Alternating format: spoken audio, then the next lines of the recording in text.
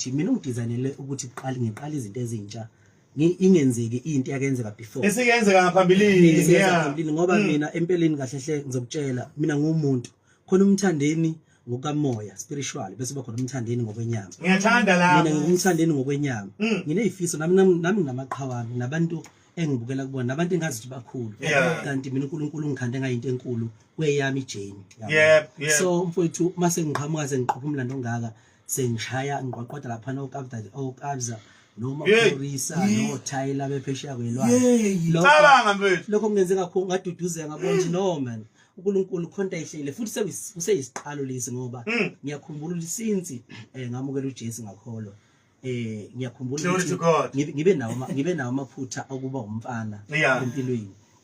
ngazama ukwanciphisa ngazama nami ukuthi ngiphume empilweni yezwe ngibe kulento engangiyizele ngoba isikhathi siyahamba abanye abantu bahamba